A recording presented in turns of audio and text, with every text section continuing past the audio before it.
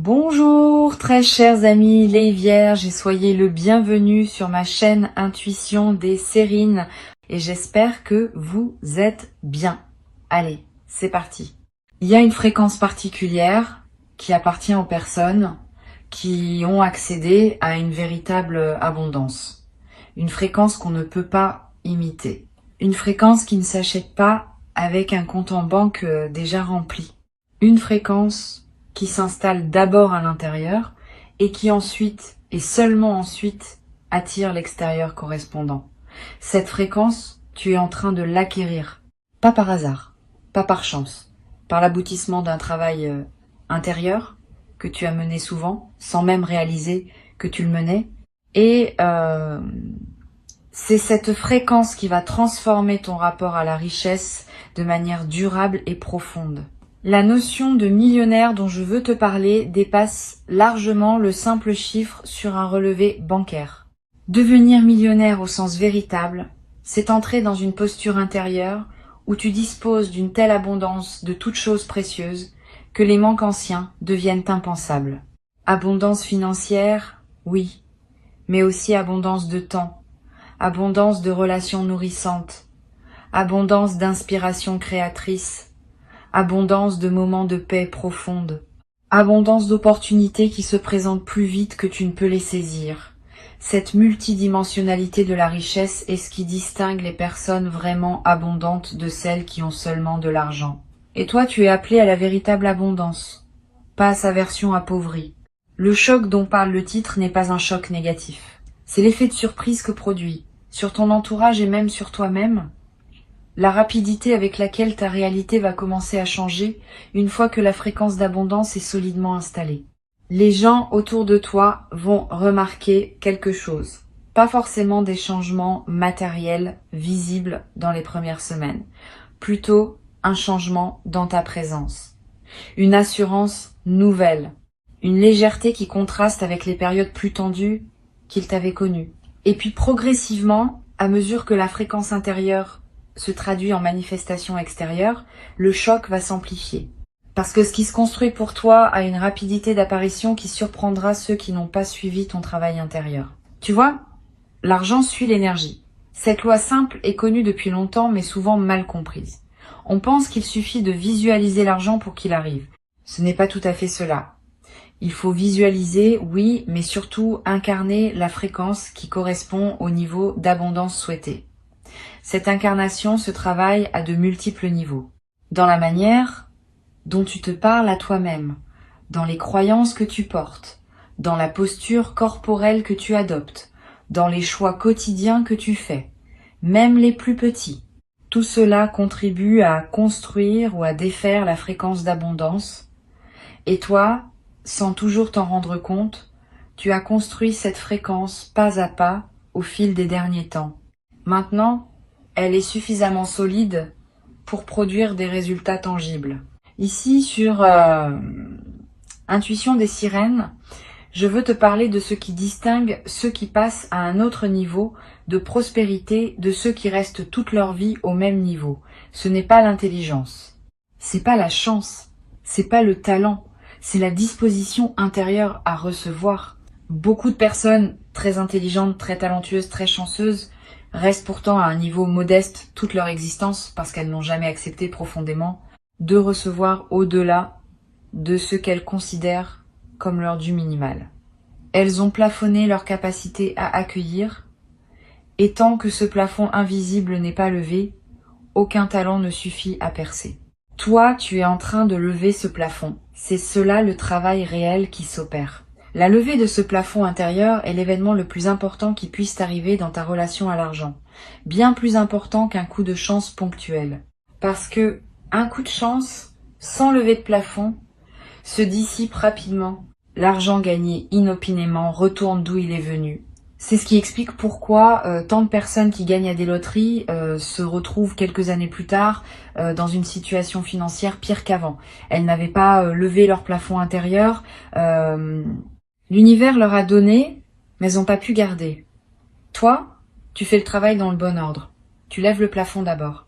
L'argent qui arrivera ensuite trouvera un contenant capable de le retenir et de le faire grandir.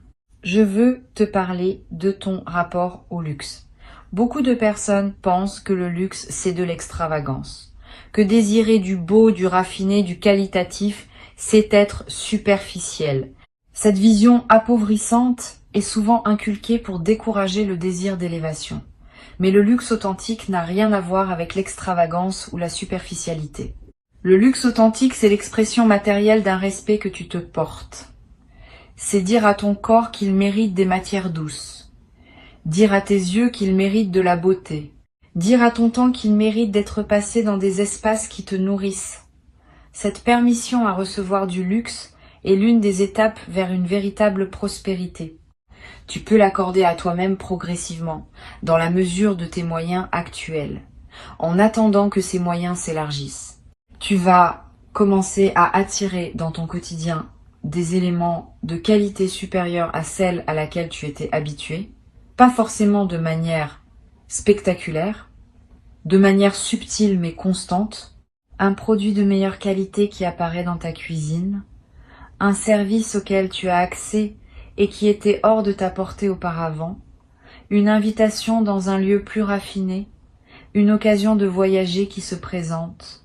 Ces apparitions ne sont pas le hasard, elles sont le signe que ta fréquence est en train de s'élever et que les éléments qui correspondent à cette nouvelle fréquence commencent à entrer naturellement dans ton champ.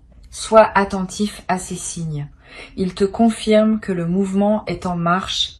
Il y a une chose précieuse qu'il faut comprendre à propos de la richesse véritable. Elle n'est jamais en compétition avec celle des autres. Les personnes qui pensent qu'il y a une quantité limitée d'abondance dans l'univers et que ce que les uns reçoivent est forcément retiré à d'autres, restent dans une mentalité de pénurie qui les empêche d'accéder à leur propre prospérité. La vraie compréhension, c'est que l'abondance se crée. Elle ne se distribue pas à partir d'un stock fini. Quand tu prospères, tu n'enlèves rien à personne. Au contraire, ta prospérité contribue à élever la fréquence collective et à rendre l'abondance plus accessible pour tous.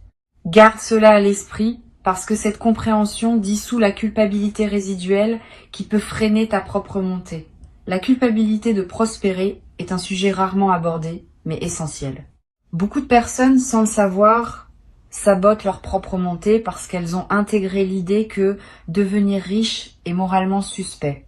Cette idée vient parfois d'environnements où la pauvreté était valorisée comme une vertu et la richesse considérée avec méfiance.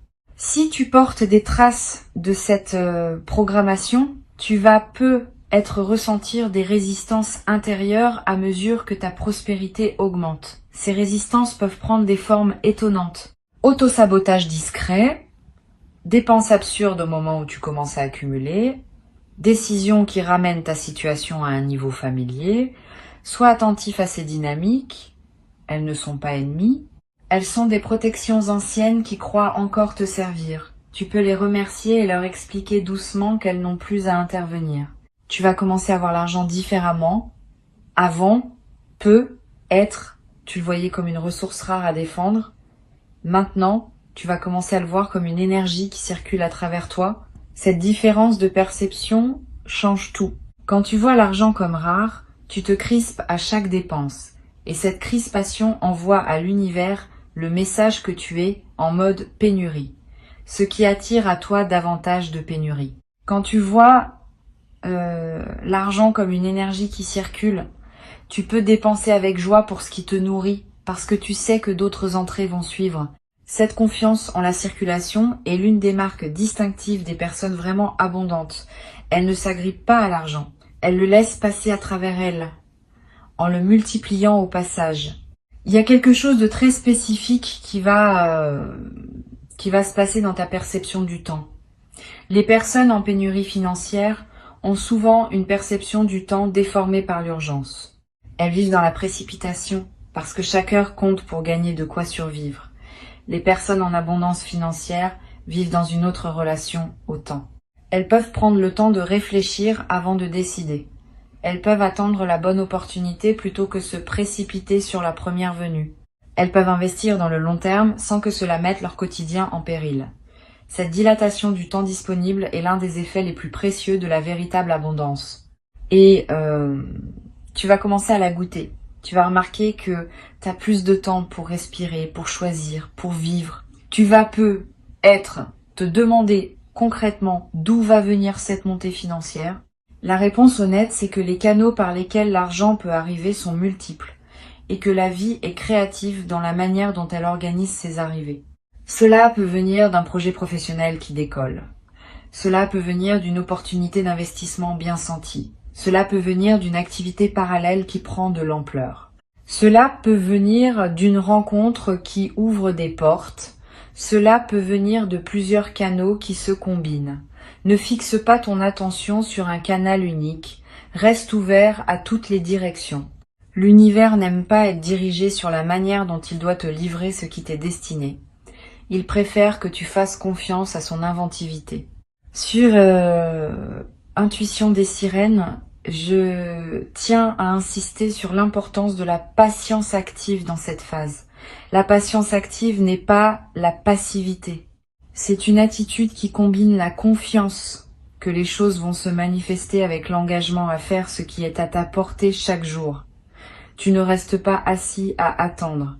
Tu agis, mais sans précipitation. Tu plantes des graines, sans déterrer constamment pour voir si elles ont germé. Tu fais ce qui est juste à faire à l'instant présent, et tu laisses l'avenir se construire à son propre rythme. Cette patience active est l'un des secrets les mieux gardés des personnes qui réussissent vraiment leur parcours de prospérité. Elles ne forcent pas, elles cultivent. Le piège dans lequel beaucoup tombent à ce stade, c'est la précipitation provoquée par l'excitation.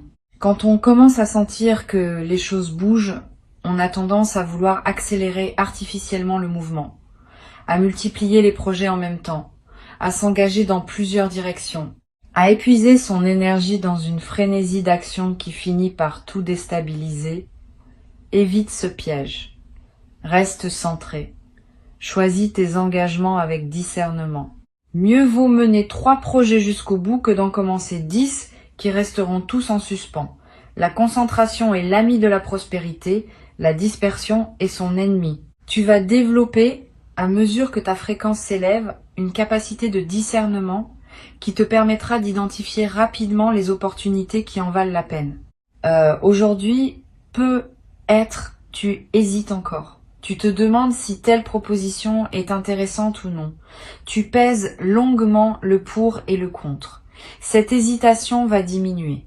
Tu vas développer une lecture instinctive des situations.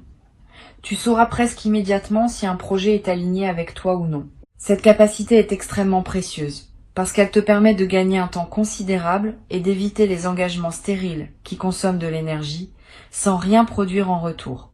L'une des qualités les plus importantes des personnes véritablement abondantes, c'est leur capacité à dire non. Tu vas développer cette capacité à un niveau que tu n'avais pas connu. Tu vas dire non à des opportunités qui semblaient intéressantes mais qui ne sont pas pour toi. Tu vas dire non à des relations qui drainent ton énergie. Tu vas dire non à des engagements qui ne servent pas tes priorités profondes. Cette capacité à refuser n'est pas de la dureté. C'est du respect envers ce qui te tient vraiment à cœur. Chaque non bien placé crée de l'espace pour un oui plus aligné. Et c'est dans cet espace libéré par les bons refus que les véritables opportunités peuvent venir s'installer. Tu vas remarquer que ton style commence à évoluer, pas seulement vestimentaire, même si cela peut en faire partie. Plus globalement, ton style de vie, ta manière de t'exprimer, tes choix quotidiens. Tout cela va se raffiner progressivement, sans effort, presque sans que tu le décides. C'est l'effet naturel de l'élévation de ta fréquence. Tu te mets à choisir naturellement ce qui correspond à la version plus prospère de toi-même. Et ces choix renforcent à leur tour la fréquence, dans une boucle vertueuse. Plus tu agis comme une personne abondante, plus tu deviens une personne abondante, et plus l'abondance se manifeste dans ton extérieur. Il y a un sujet délicat qu'il faut aborder, la relation à ceux qui n'évoluent pas au même rythme que toi. À mesure que tu prospères, certaines personnes de ton entourage vont avoir des réactions diverses.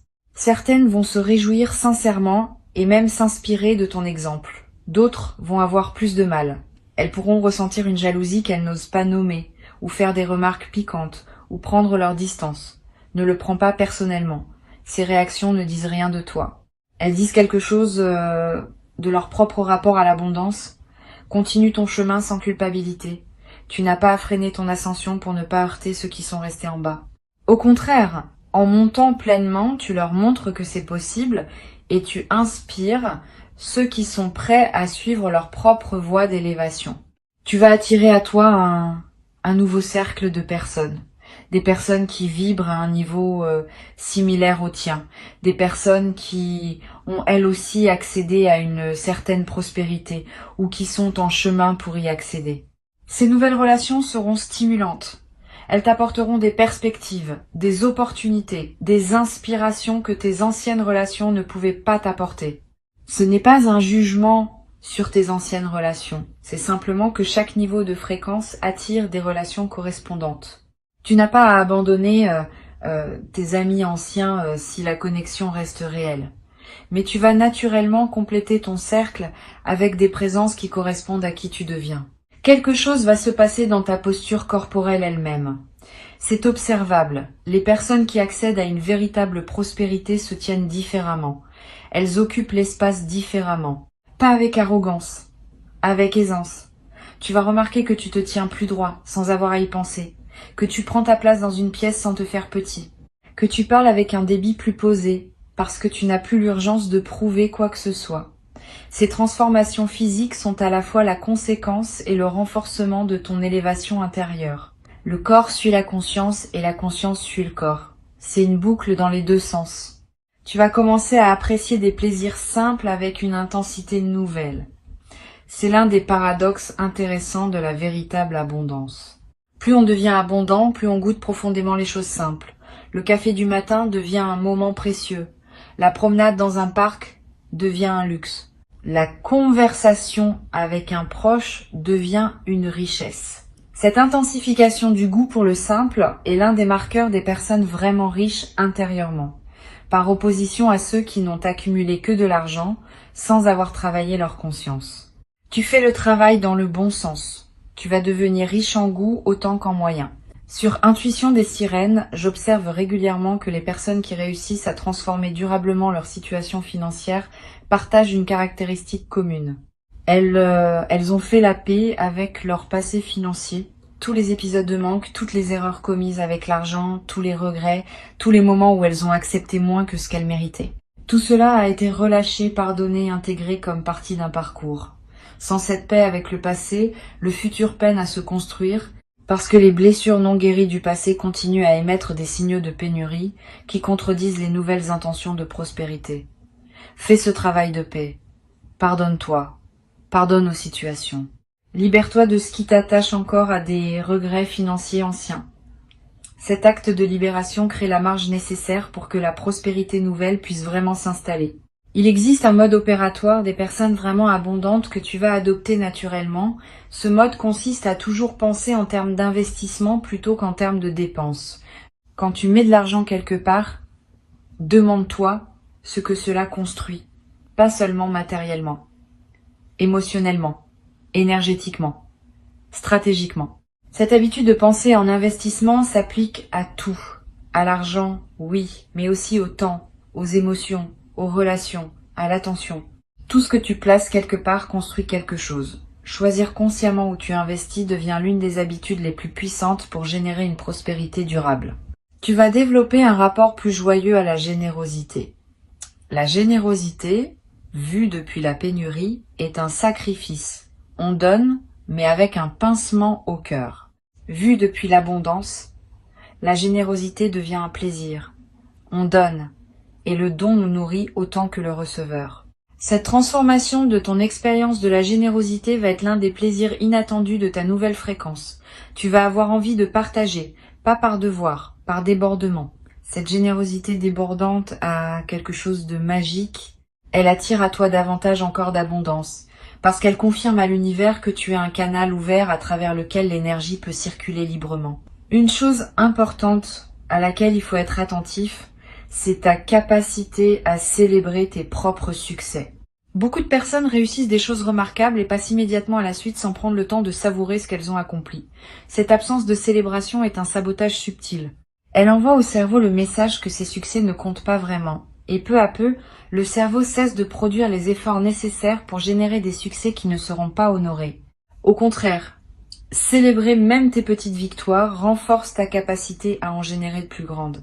Apprends à fêter, à marquer les étapes, à te dire bravo. Cette pratique simple multiplie la fréquence à laquelle les bonnes nouvelles se présentent à toi. Tu vas vivre dans les périodes qui viennent des moments où tu te diras que tout cela ressemble presque à un rêve. Ces moments-là, savoure-les pleinement. Ne te précipite pas pour les expliquer ou les rationaliser. Laisse-toi simplement émerveiller par le fait que ta vie est en train de prendre une autre forme. Cet émerveillement est en lui-même un acte spirituel. Il honore ce qui se manifeste. Il maintient l'ouverture nécessaire pour que d'autres manifestations puissent suivre. Les personnes qui perdent leur capacité d'émerveillement coupent involontairement le flux de ce qui pouvait continuer à les surprendre. Garde cette capacité intacte. Émerveille-toi souvent. Ta créativité va connaître une expansion notable. La créativité est intimement liée à la prospérité car c'est par elle que de nouvelles solutions, de nouveaux services, de nouveaux produits peuvent émerger. Tu vas avoir des idées, plus d'idées que d'habitude, des idées variées. Certaines pourront être monétisées directement, d'autres enrichiront ta vie sans passer par l'argent. Toutes méritent ton attention. Note-les quelque part. Une idée qui n'est pas notée a tendance à s'évaporer. Une idée notée garde une chance de germer plus tard, parfois bien plus tard, dans des circonstances que tu n'avais pas anticipées. Tu vas peut-être découvrir, avec surprise, que des compétences que tu pratiquais sans y prêter attention ont une valeur que tu n'avais pas mesurée. Ce que tu fais facilement, naturellement, presque sans effort, peut être très demandé par d'autres. C'est l'une des erreurs les plus communes de penser que ce qui est facile pour soi est facile pour tout le monde. C'est pas vrai. Ta facilité dans un domaine est souvent le signe d'un talent réel, qui peut devenir une source de revenus si tu apprends à le proposer. Examine ta vie. Quelles sont les choses que tu fais sans y penser et que les gens autour de toi te demandent souvent? C'est peu. Être par là que se trouve une partie de ta voie de prospérité. Il existe une qualité particulière dans le rapport au risque qu'il faut développer pour accéder à une plus grande prospérité. Trop de prudence empêche d'avancer. Trop d'imprudence ruine. L'équilibre entre les deux s'apprend. Tu vas développer cet équilibre. Tu vas savoir quand prendre un risque mesuré et quand attendre.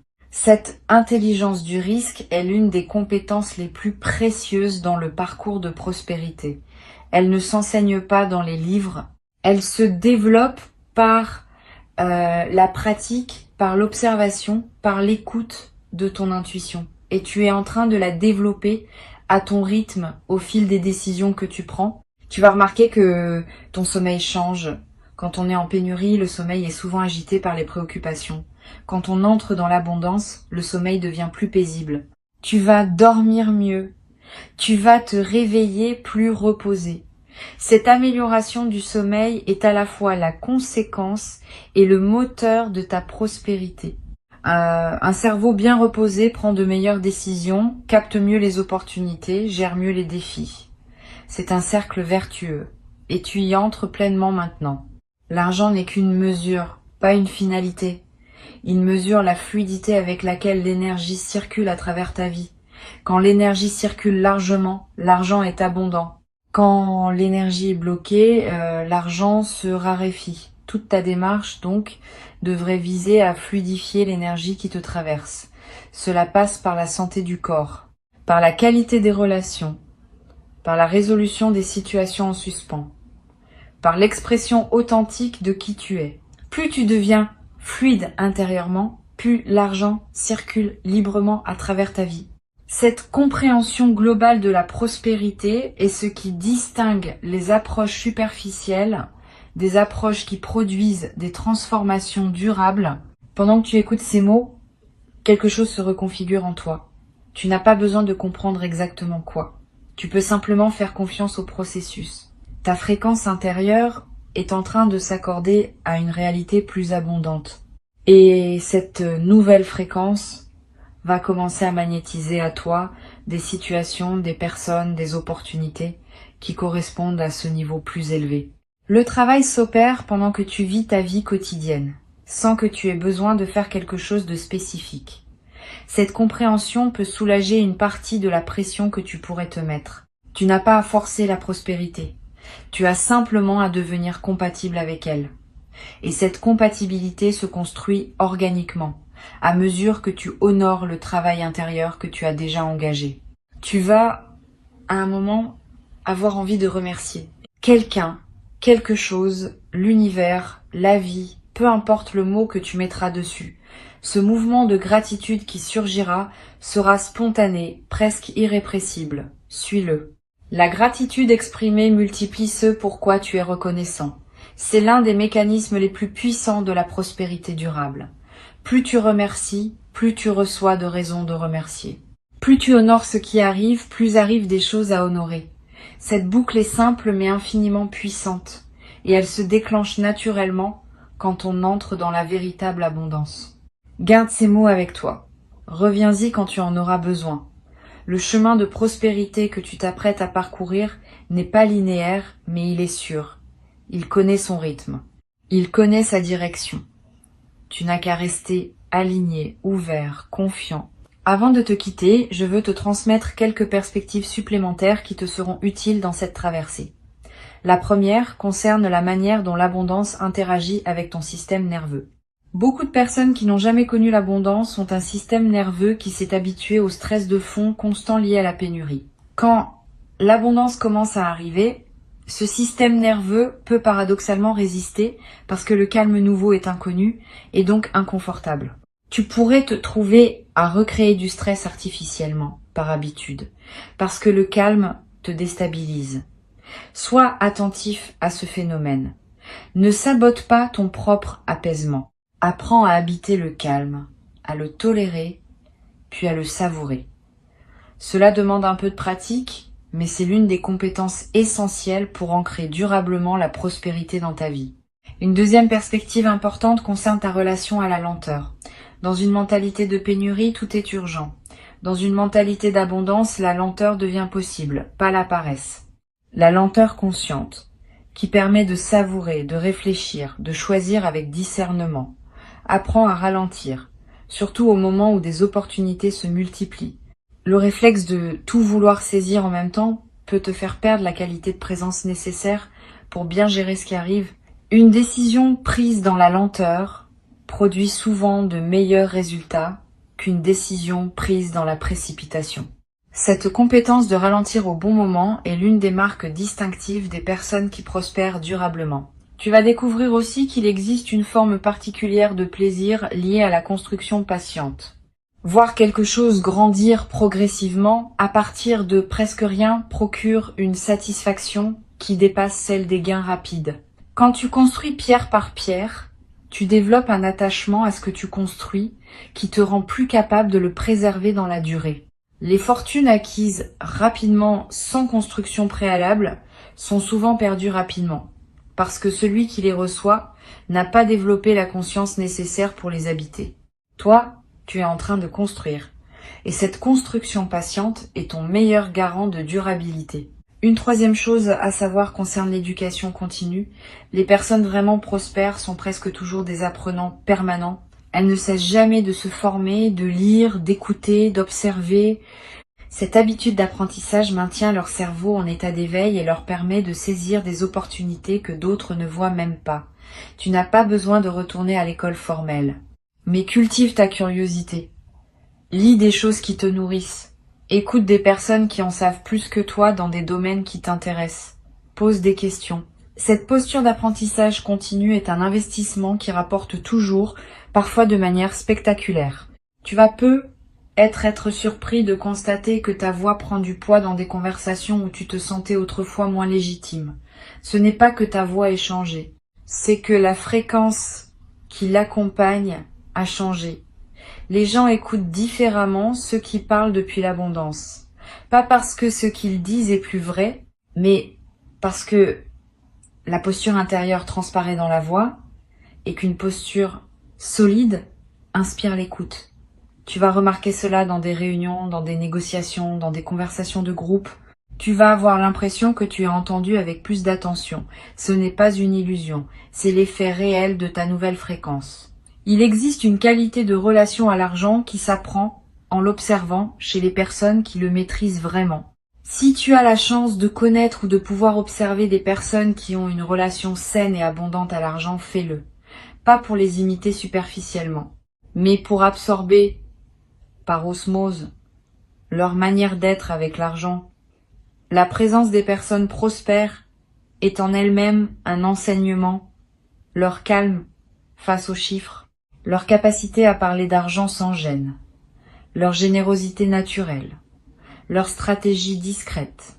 Tout cela se transmet par contact, sans qu'il soit nécessaire de demander explicitement. Cherche cette compagnie quand tu peux. Tu vas devoir aussi apprendre à être à l'aise avec les conversations financières. Beaucoup de personnes restent dans des situations financières médiocres parce qu'elles évitent ces conversations. Elles n'osent pas négocier leur rémunération. Elles n'osent pas réclamer ce qui leur est dû. Elles n'osent pas parler argent dans leur couple. Cet évitement leur coûte beaucoup.